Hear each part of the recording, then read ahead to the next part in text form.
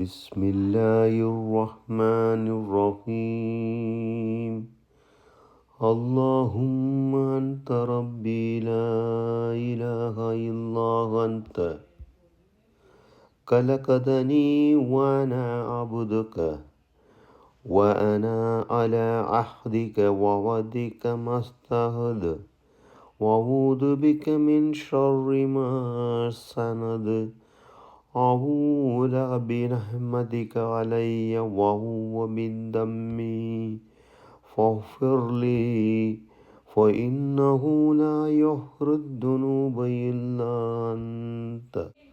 இறைவா, நீயே என் எஜமான், உன்னைத் தவிர வணக்கத்துக்குரியவன் யாருமில்லை. என்னை நீயே படைத்தாய், நான் உனது அடிமை.